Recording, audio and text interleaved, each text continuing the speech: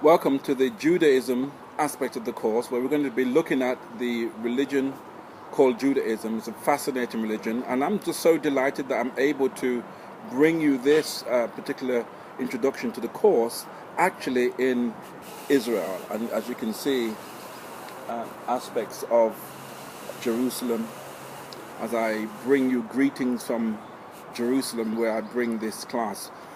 One you will learn as you study Judaism is that Judaism is a quintessential historical religion. It's a religion which places a lot of importance on history. In fact, it goes back as far as 3,200 years ago when the religion was first started. You remember that Moses really actually started the religion on Mount Sinai. That was a place where he met God. That was a place where he received the Ten Commandments. And that was the place where the covenant of God and the covenant of Israel was actually sealed. And the religion, is, as you read in Deuteronomy, is based upon obedience. It's based upon a covenant relationship. If Israel does what God has called them to do and to be the people of God, then they will be blessed. If they don't, they'll be cursed. They were also to be a light unto the nations. So it's an inherently historical religion, a religion that places a lot of importance upon history and upon obedience. And it was out of Judaism that Islam and Christianity came. So both these three religions, and in fact, one of the things that you will realize being in Israel, as we traveled to and visited places like Mount Moriah, Mount Zion, and we went to the Dome of the Rock, you will see that this place, Jerusalem, which has in fact been destroyed so many times, is a contested place. And you'll find that there are Muslims, there are Jews here, of course, and there are Christians here. And so it's a religion that has a commonality. Out of Judaism came Christianity and Islam. And there are about 14 million Jews across the world.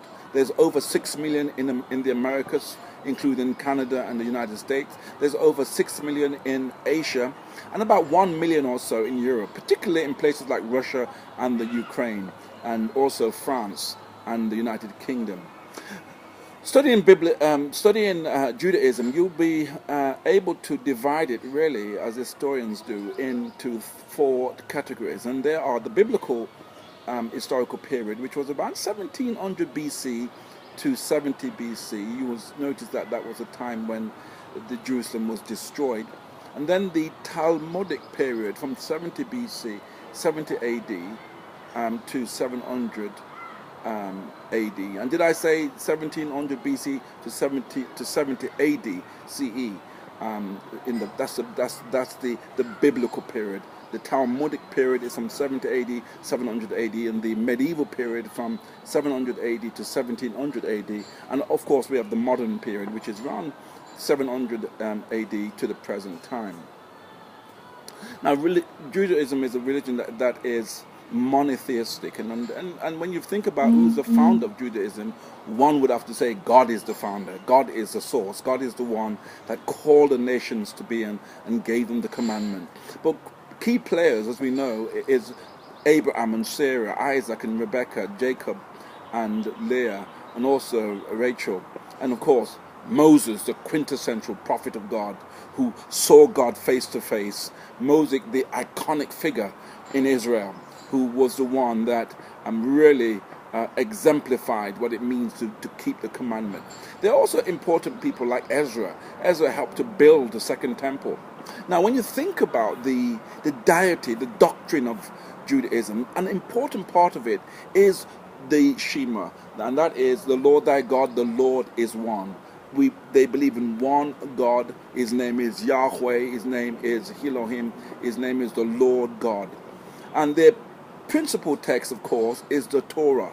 The Torah, and they also have the Talmud and the Midrash. The Midrash, of course, is a commentary. On my way here, I sat next to an Orthodox Jew, and I was amazed to see how he was continuously reading throughout the entire flight. He will be reading, he will be bowing his head, and he will be into a rhythm. He doesn't want to be distracted. And when I asked him what he was reading, in fact, he couldn't speak English very well, but the person next to me was also a Jew, told me that He was reading the commentaries, the midrash. He was reading the schools of thought as he was meditating, and also reading the actual Torah.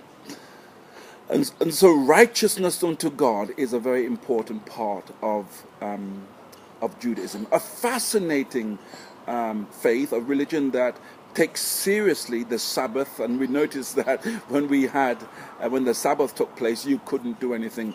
Everything was closed down, and only taxes and such activities that were led by the Palestinians or non-Jews, you could get some service. It's a religion also that it's very family orientated, and you see lots of young children who carry their skull caps and wear the prayer scarves or shawls around them. It's a religion that is inherently a religion of the text. They are continuously reading and studying, and we were able to go down to the Western Wall and see them praying there, and also went into the tabernacle. So fascinating religion, and I look forward to telling you more and learning more with you about it.